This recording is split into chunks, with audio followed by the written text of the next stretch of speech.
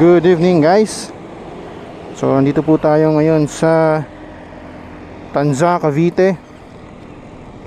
At tayo po ngayon ay magsi-city night ride at tayo ay pupunta ng BGC Taguig.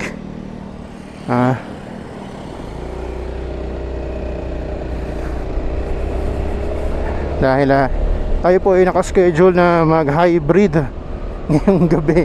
Actually panggabi talaga yung pasok ko sa trabaho at hybrid kami. So depende sa amin kung kailan kami papasok sa office. So dahil alam niyo naman na mataas ang gasolina ngayon, ay napagdesisyonan ko na hindi muna magdala ng sasakyan. Kasi pag pumapasok po tayo ng opisina ng BGC ay 4 wheels po yung dinadala natin. Pero kasi dahil sa ang mahal ng gasolina at tayo po ay meron namang motor na alternative na sasakyan, kasi itong ating Honda ADV 350, tayo po ngayon pupunta ng office sa BGC gamit itong motor na ito. Buti na talaga meron tayong ganitong motor. So sa ngayon ay Thursday ng gabi at ang oras natin is 8:48. So expect natin na dapat hindi na matraffic ngayon, kasi kung matraffic baka mahirapan tayong isingit-singit itong motor dahil ito ay medyo may kalakihan. So ang outside temperature natin based dito sa TFD panel natin is 28 degrees. So medyo mainit pa. At so sa ngayon is meron tayo ngayong driving range na 236 kilometers na lang. So titignan natin kung hanggang saan yung gasolina natin ngayon bago tayo magpa-gas ulit. So dito mula rito sa amin sa Tanza papuntang BGC is inaabot yun actually ng around 52 kilometers. So medyo malapit lang, may kilang yung biyahe. Do kaya lang naman talaga tumatagal syempre dahil sa traffic. So yan, tingnan natin kung mas makakatipid ba tayo. Actually oo naman, mas makakatipid tayo pagbabiyahe tayo papuntang office kung itong motor yung gagamitin natin. Do mas tipid pa rin kung ang gamit natin is yung mga lower CC ng ADV, just yung 160. Mas matipid yon kaysa dito. Pero syempre kung pagkukumpara naman natin itong ADV 350 at yung aking 4 wheels na dinadala, yung aking Honda BRV, mas tipid to dahil ang fuel, sabihin na natin 100 pesos na yung gasolina ngayon. At itong fuel tank capacity ng motor na to is 11.7. So isipin mo nasa around 1,000 magkano yun? So mga almost 1,100 pesos no ang full tank nitong motor na to. At nag-average siya ng 28 to 30 kilometers per liter ang tinatakbo to. So ibig sabihin nun is around 2 liters yung makukonsumo natin mula rito sa Tanza papuntang BGC Taguig. So ayun po, kaya para sa akin mas tipid to kumpara sa 4 wheels ang dadalhin natin. Kasi yung aking BRV, alam ko meron siyang fuel tank capacity na 42 kilometers. So isipin nyo yun, kung i-multiply nyo sa 100 pesos yun, edi nasa mga 4,200 na no. Ano laking diferensya. Ay ngayon dito, ito Fuel Force ang medyo mura pa dito sa amin no, nasa 88 pesos. So kung hindi ka naman maselan sa gasolina, tingin ko pwede na yan, 88 pesos. Pero kasi banda dun may mga maabot na ng 100, di ba? So ayun, kaya mas tipid tong ADV 350 kaysa magdala ako ng sakyan. So sinasamantala din natin syempre na sa ngayon maganda pa yung panahon, hindi pa panahon ng tagulan. Kaya might as well magmotor na lang muna tayo pag pupunta ng office. Saka ang kaganda naman kasi yung pasok ko naman sa panggabi. So hindi siya ganun ka-traffic na. So sa oras natin na 8:51, tignan natin kung kamusta ba yung traffic ko. At kung mata-traffic man, kamusta ba tong motor na to. Madali ba siyang isingit-singit? Madali ba tayo makakaiwas sa traffic?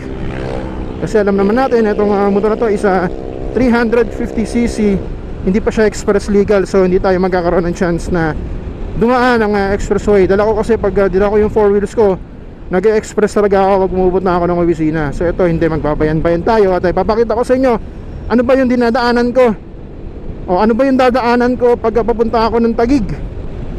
Magagaling dito. So ngayon, nandito tayo ngayon sa Governors Drive,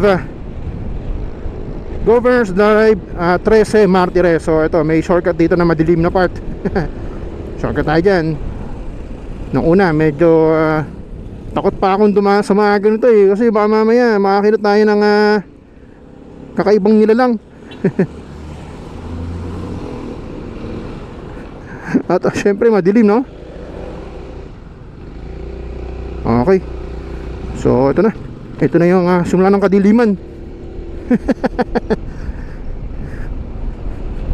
So dito tayo dadaan at ang lalabas tayo ng 13 Tansa Road, kasi one way na ngayon doon sa may SM13. So hindi na tayo pwedeng dumiretso doon at kumaliwa doon mismo sa crossing ng 13 Tansa Road at ang San Agustin. So ito, kakaliwa tayo dito. Kakanan tayo dito. Yan, kanan tayo dito guys. Yan. Eto na ang madilim na part ng kalsada na to. Ay, lakas ang ilaw. Sakit sa mata na. Ayan, nakita nyo na ang dilim mo. Kaya pag nagdadrive kayo dito, ingat-ingat kayo. Kasi mayroon naman isang daan, kakanan ka sa may bandang sa 13 Indang Road. Tapos dadaan ka ng Walter, pero kasi nalalayuan ako dun eh.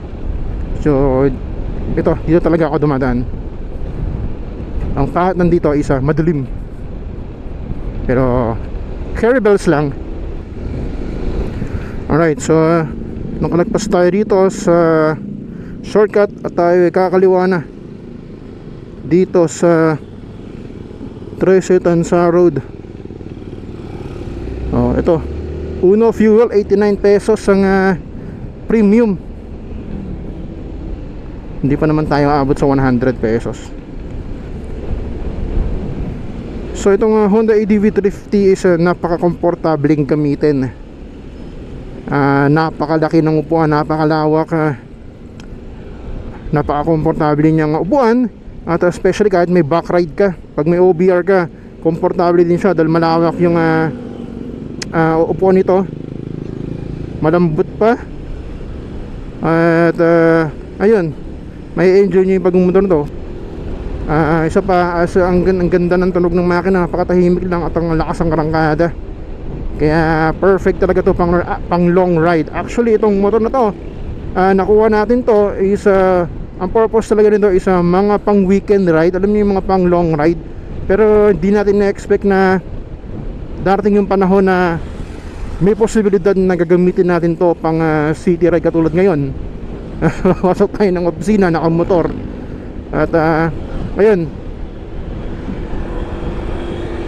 do mas maganda sana kung mas lower CC, no? Kung ang habol natin madali tayo makakaiwas sa mga trapiko. Pero ayun nga, gaya ng sabi ko kanina, hindi naman rush hour yung oras ng pasok natin. At hindi naman maigpit sa kumpanya. At plano ko rin umuwi mamaya ng I think mga 4 AM para talagang walang traffic pa rin. Pero ayun, kaya okay lang din, ito yung gamitin natin. At syempre may mga kanya-kanyang purpose naman. Dala ko, nga, habol ko, gusto ko talaga pang long ride itong motor na to. Kaya ito yung nakuha ko, ito yung pinili ko. Actually nag-upgrade tayo from Honda ADV 150 to 350. So ito na yung gamit natin ngayon pang long ride. Kasi ngayon ginagamit na natin pang city ride. Siyempre may advantage. Then depende nga yung purpose sa pagkuha. Kagaya nga ng mga sinasabi ko, ito ay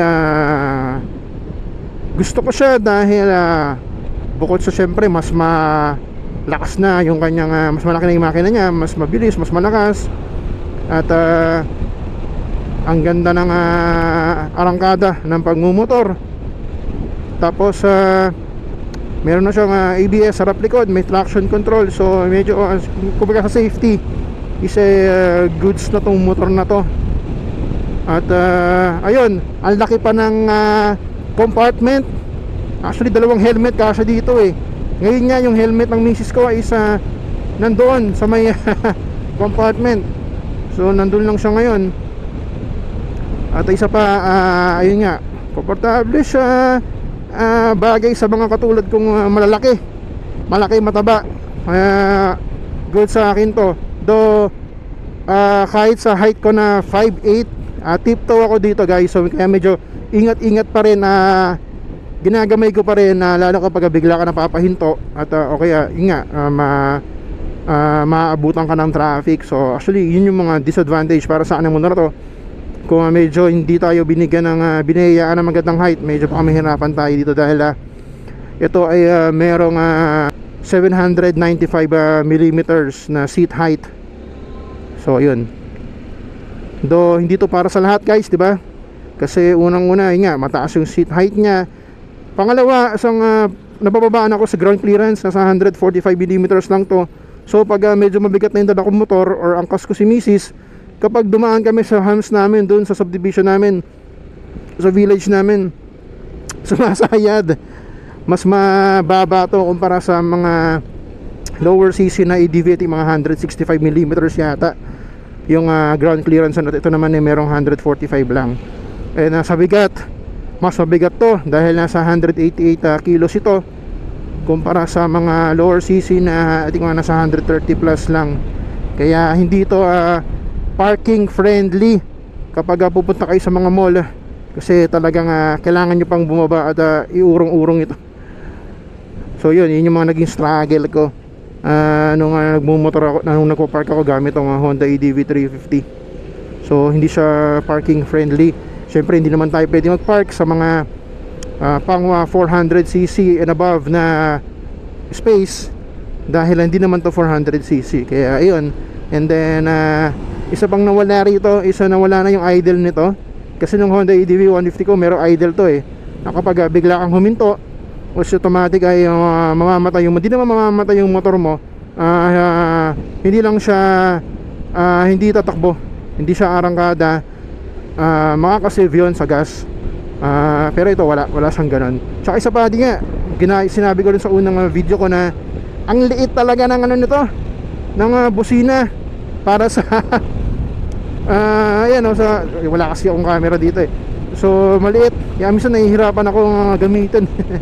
Pero ang ganda nito, meron tong flash.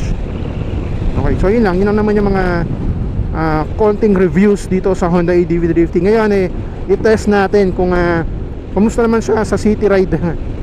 Do nga, hindi na masyadong siguro, wala nang traffic ngayon. Dapat, kasi anong oras na? 9 PM na.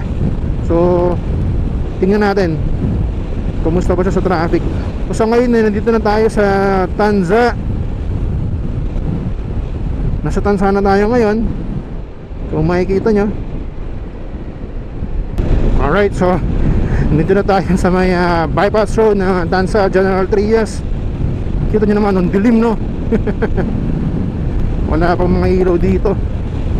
So pagka dinire-diretso natin to, ang labas natin is Tejero na, yung papuntang Cavitex. So yan, makikita nyo, napakadilim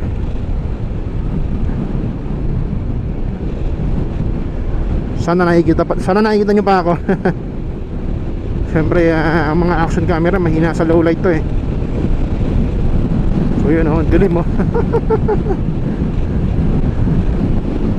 Ang nasisilbing liwanag mo lang dito yung mga sasakyan ng mga makakasabay mo. Minsan pag umuwi ako ng alanganing oras, mag-isa nga lang ako dito eh. Alam mo yung level niya, parang mga pang KMJS gabi ng lagim. Tapos try ko pa minsan, nakasakyan ako mag-isa na ako, umuulan pa, tapos ang dilim. So kung manatakotin ka is talagang kakabaka dito eh. Alright, so ito na yung Anyana na subdivision. Kita nyo rito meron Seattle's Best na dyan banda sa unahan. Meron na rin Kenny Rogers at ayan ang dami mga nag-jogging sa gabi. Pag ganitong oras maliwanag pa rito, pero mamaya maya madilim na dito. Pinapatay na nila yung mga ilaw na yan. So malamang iba sa inyo alam din itong daan na to, lalo yung mga dun nakatira banda sa area namin. For sure dito rin sila dumadaan, kasi ito lang naman yung parang pinakamabilis sa daan kapag luluwas ka ng Metro Manila. O yan, nakakaliwa na tayo dito sa General Trias Bypass Road. Tapos kanan naman tayo papuntang Tejero, papuntang Kawit, papuntang Cavitex. Ayan, kakanan na tayo dito sa Tejero. Yon! Woo! Maluwag yung kalsada rito guys So sa ngayon meron na lang daw tayong driving range na 198 kilometers o 197 bago tayo mag-refill at magpagasolina ulit. So ito yung Maple Grove. Yan sa kabilang side ang bagong business district dito sa Cavite.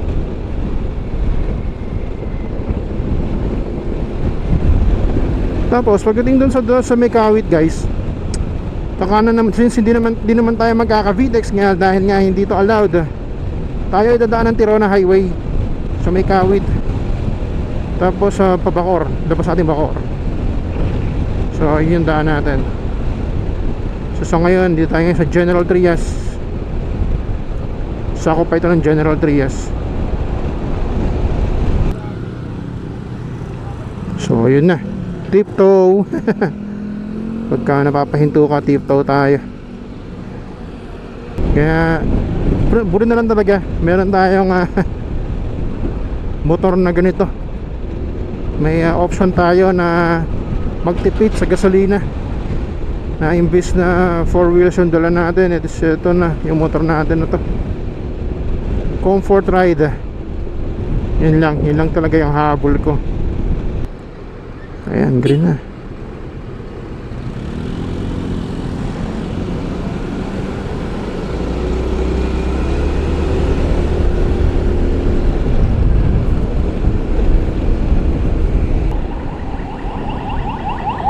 So time check is 9:23 no.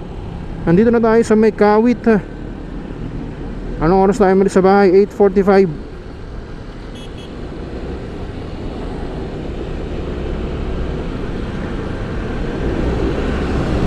Ayun walang traffic ngayon, maandar. So yan yung sinasabi ko guys, na Cavite Calax Interlink. Pag natapos ang laking ginawa niyan, lalo kapag manggagaling ka ng area ng galing ka ng NLEX, galing ka ng North, at gusto mong pumunta ng Tagaytay, gusto mong pumunta ng Laguna, dito yung daan mo. Pwede ka lang dito dumaan. Ayan, meron pang bilihan ng mga talaba dito. Talaba, tahong. So yan, kakanan na tayo dito guys. Ayan, dito na tayo sa Tirona Highway, Kawit.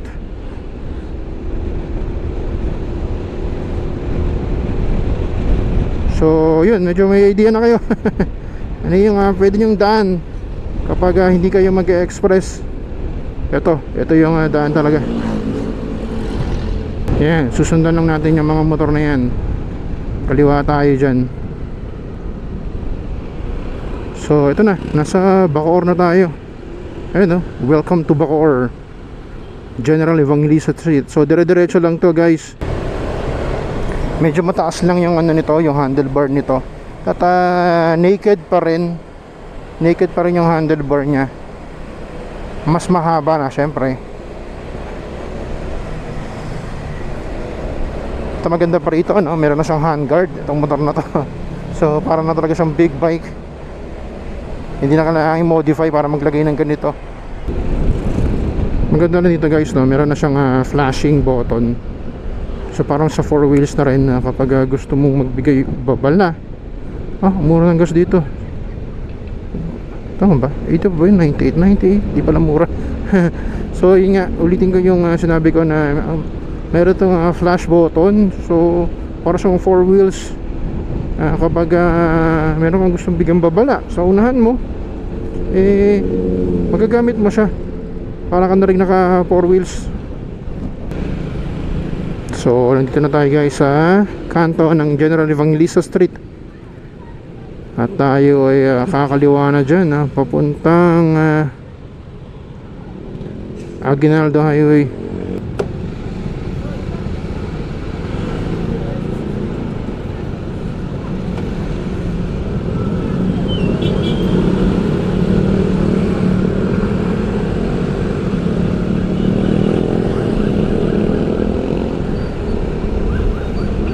Alright, so nandito na tayo sa Aguinaldo Highway.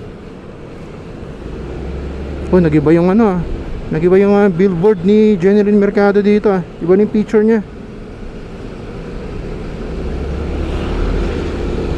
So yun guys, kapag pag allowed ka dumaan ng expressway, kaliwa ka dyan, yung flyover papuntang Parañaque Toll na yan.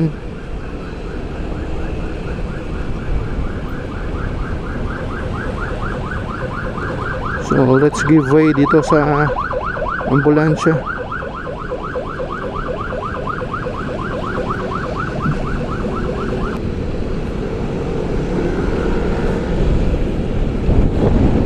Okay, so nandito na tayo guys sa Las Piñas.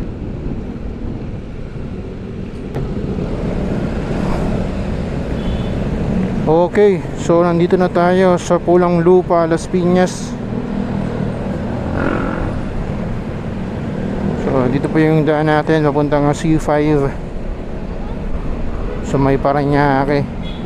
Pasukat.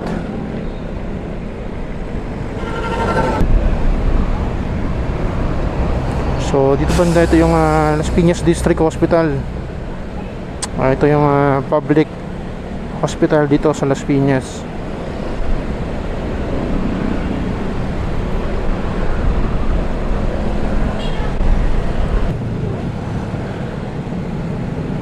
Ayan, so kakanan na tayo dito papuntang C5.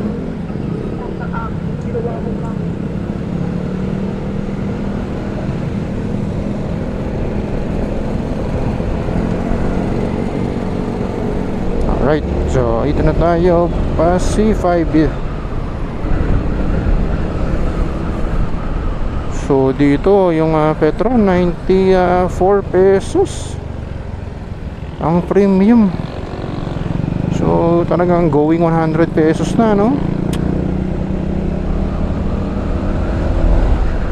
So ito na guys, ito na yung Sukat Road. At ito yung SM Sukat. So dadaan tayo rito sa flyover para papuntang doon sa kabilang side. So ito, so baba nito, ito yung flyover ng Sukat.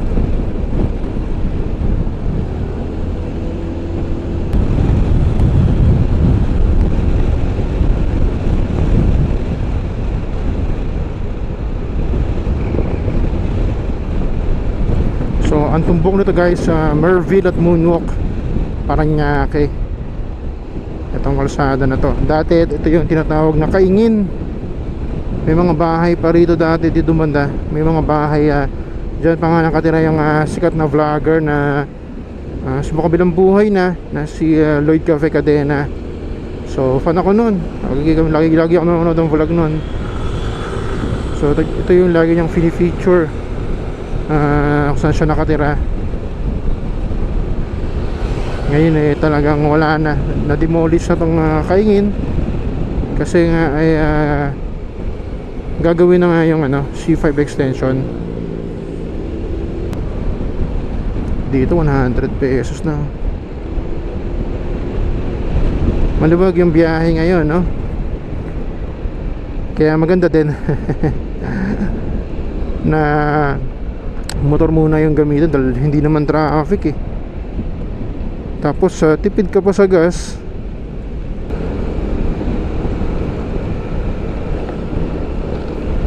So ito yung ginagawang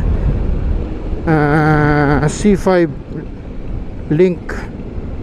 So pag natapos yan, laking ginhawa niyan guys. Kapag manggagaling ka ng Cavite tapos pupunta ka ng Taguig, Pasig, Antipolo, Quezon City, yun na yung daan mo. Ang baba nito ay C5 Taguig. So ngayon kasi hindi pa tapos yung construction niya, kaya medyo matraffic dito guys kapag alanganing oras. So ngayon dahil gabi na naman malubog yung biyahe natin. Kumbaga ang nangyari, chill ride lang tayo ngayon eh.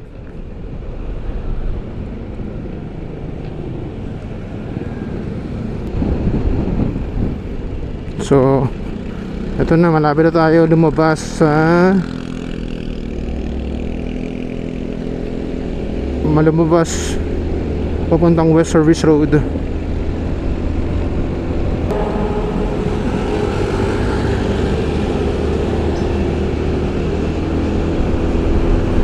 And we are now here at West Service Road.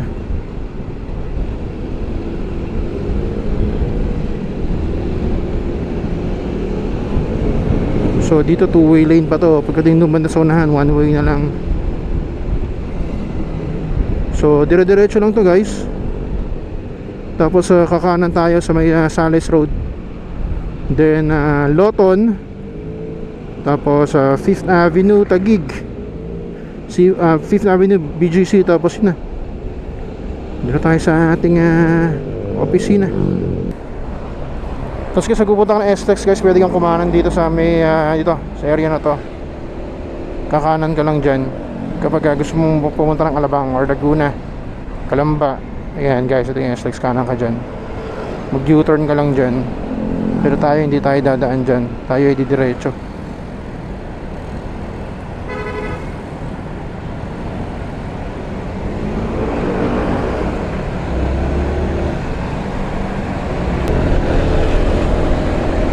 Okay, so nandito tayo sa may Sales Road. Tayo dito. Right.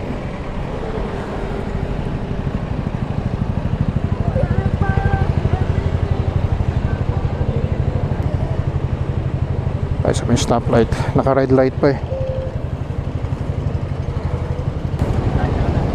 Dahil mga nakamotor ngayon dito.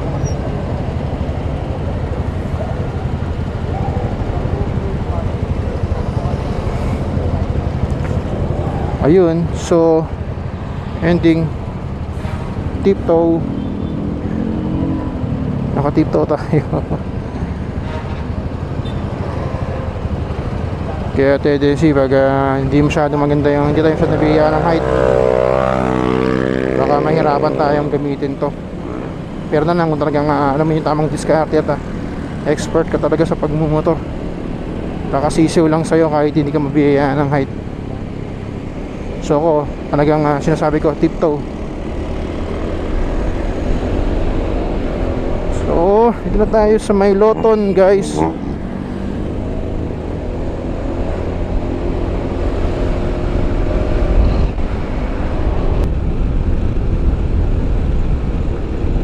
So kung makikita nyo sa mga dinaanan natin, wala naman traffic no. Kaya sulit na rin itong gamitin itong motor na to. Laking tipid kaysa magdala ako ng 4 wheels. Besides, hindi naman hindi naman araw-araw yung biyahe, pero syempre kahit medyo swerte tayo sa part na hybrid tayo, kawawa din yung iba natin mga kapwa riders na required na pumasok sa trabaho nila araw-araw tapos magdadala ka ng sakyan. Grabe. Iba yung epekto talaga ngayon ng pagtaas ng gasolina. Hindi sa biro guys. Mahal.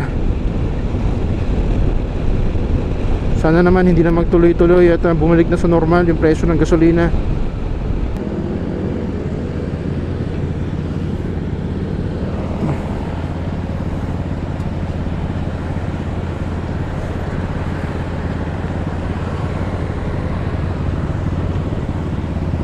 Pero pwede mo naman ibaba ng ganyan yan. Pag binaba mo yung ano mo, kabilang paa mo, flat footed na.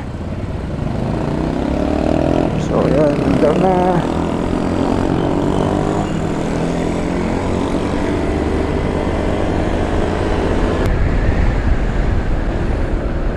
Chill ride. Smooth yung naging biyahe natin, hindi tayo na traffic. Sarap gamitin itong motor na to.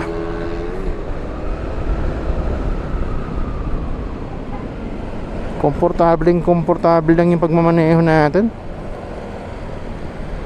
Walang hassle factor. Hassle lang kapag magpa-park ka. Pero kapag nasa biyahe ka na, wala. Chill na chill lang.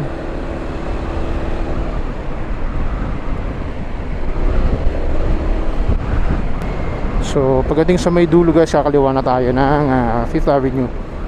So ngayon nasa Lotto na tayo, di ba? So kaliwa tayo ng 5th Avenue.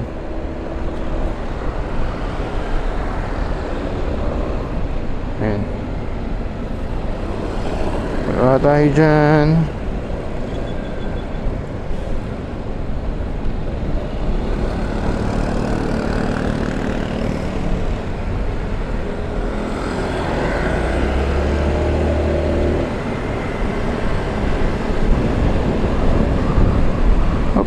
Manhole.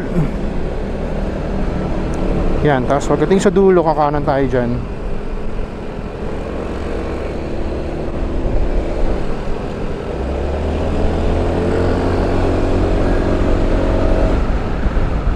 Yan, kanan tayo dito guys.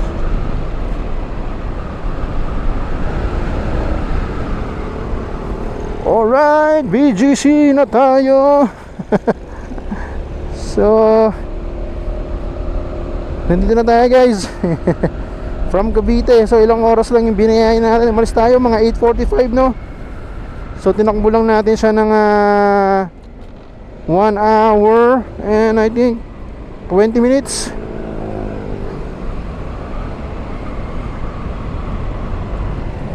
Chill na chill yung biyahe natin. Saan na tayo dito?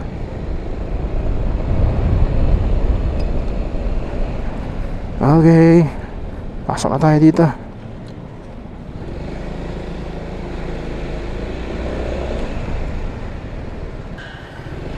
Sorry, naubusan tayo ng parking.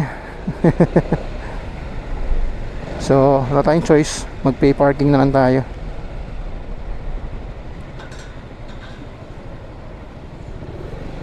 Okay, pay parking na lang.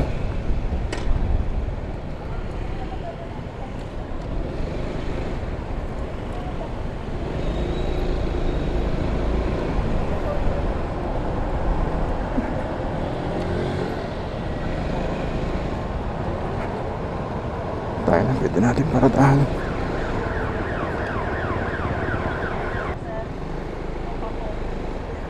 Ayan oh. Ito yung sinasabi kong struggle. Since hindi naman tayo pwede mag-park sa mga 400cc pataas.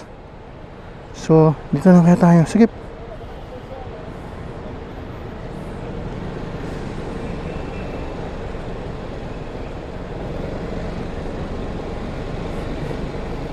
Ano tayo rito?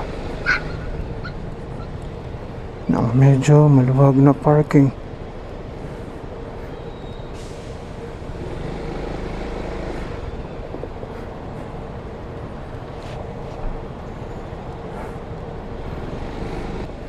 Oo, ito yung banda.